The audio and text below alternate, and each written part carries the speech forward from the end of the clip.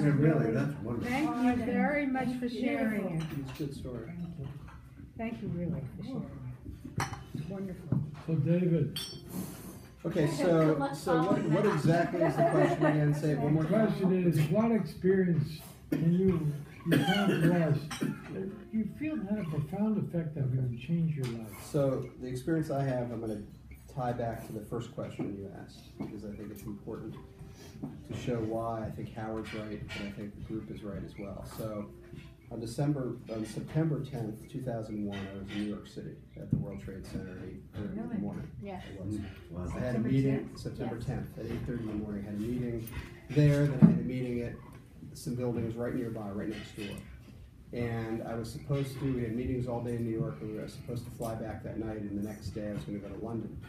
And I called Jessica at 6:30, we were at a law firm, and I said, you know, these meetings are going longer, I'm going to get a late train. She said, no, just stay in New York. I said, are you sure? She said, yes, it's raining, it's delayed, da-da-da. So I said, fine. So we stayed in New York, and we had dinner there, and then the next morning I had a conference call at about 8:15 with London. I called you. No, I was on a call with London, and Jessica calls me at 8:25 in the morning. I was at the Marriott on Lexington Avenue, and she said, there's something going on. I said, what happened? She said, some little plane hit the World Trade Center. I said, no, that can't be. I said, must have died of a heart attack. You know, what could happen? So she said, turn on the TV. So I did turn on the TV. Turn on the TV, and I'm watching it. We're talking on the phone, on the cell phone, and then the next plane hits the World Trade Center. And I said, oh my God, there's something. He said, there's a terrorist attack. Something's and I said, going oh, on. Stop. Something's going on. This is very, very bad. Yeah, I said, you're being dramatic. This is Yeah. ridiculous. But then the phone went dead. Yeah. And I went downstairs and I said to people, something's going on. And so we walked out into Lexington Avenue at about 8:50, I don't know, maybe 9 o'clock. And you could see smoke down Lexington Avenue, and you could see people starting to walk up from Lexington Avenue. And I was like, well, I don't know what's going on here. We have no idea what's going on. So we go back in the hotel, nobody has any information because there's no cell coverage, nothing. And then, you know, at about 11 o'clock, we say, what are we going to do? And then so the police come in, they say, the UN, this has happened. The city's on lockdown, the UN is next. We want everybody out of the hotel. So we all got out of the hotel, and we all walked up Lexington Avenue. But there were thousands of people walking up like it was a parade. Nobody knew what was going on. And we walked into Central Park, and these fighter jets were flying over Central Park. And I couldn't call anybody, and I was with two of my colleagues, and we didn't know what to do. We had no idea. And so some people came up to us, and they said, hey, we live in New York. We know something's going on. Would you like to come to our apartment? We said, really? They said, yeah, come on. We have some food, whatever. So we didn't know these people. We went to like Columbus Avenue and 83rd Street, and we went up to their apartment. We have a telephone. You can call. And I don't know if I called you or I didn't. I think I did call you. Well, you and I spoke one more time, and that was when the Pentagon got hit. And You called me, that's right. Absolutely panicked. You panicked, and I said, I don't know what's happening. It's the only part of the day that I completely panicked, and that was So it. we went to their apartment, and we're sitting there, and they said, we have some food, because nobody had anything to eat, nobody had anything. And then all of a sudden, we're watching CNN, and all of a sudden the smoke happens, and then the towers collapse. Yeah. And when the towers collapsed, the entire city went apeshit. It was like, it was very, very different. Nobody knew, what to do about it. And we sat there and we said, we don't know what to do. So we sat at their apartment and we couldn't call anybody. We couldn't do anything. But these people, who I still don't know who they were, they had coffee, they had this, they had that, but everything was closed. We went back to our hotel.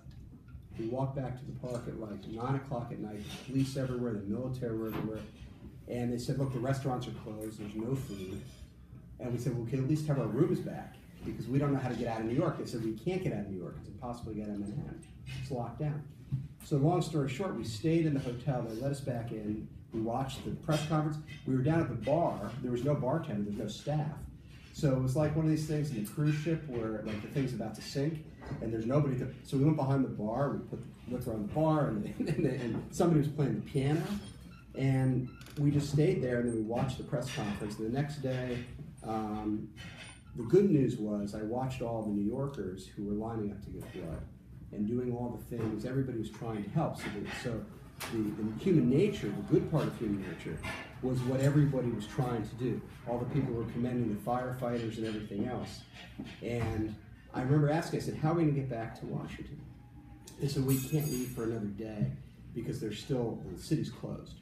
And finally we figured out we had to take there was one subway that allowed us to go from like Manhattan to Queens through a security checkpoint, through something else, through a security checkpoint, to the George Washington Bridge, where we got a car. Then we all had to be screened at the George Washington Bridge. We got across, and we paid like $1,500 for this guy to drive us back. And I remember driving on the GW Parkway, or the New Jersey Turnpike, and you could see the smoldering bottom of Manhattan, and the whole thing was just smoldering. And I got back, and I called Jessica, and I said, are you guys okay? Well, it took you 4 days. It took me 4 days to get home. Yeah, he didn't get home for 4 days. And I got home, and it was just unbelievable to me. But the good news was the spirit of the people. This goes to the optimism as opposed to pessimism. And with that, we'll have your cake, which is optimistic. But that changed my life in a big way. I can tell you that. But the bottom line is what Jessica talks about is mindfulness, living in the present.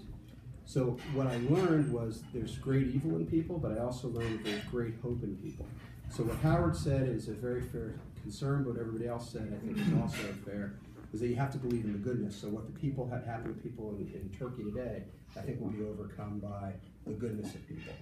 So that's my story. Sorry it's deep, but Happy birthday to you. Happy birthday to you. Happy birthday, dear Ona. Happy birthday to you. Is she one? A big wish. Is she two? Is she 60? Is she 70? Is she 80?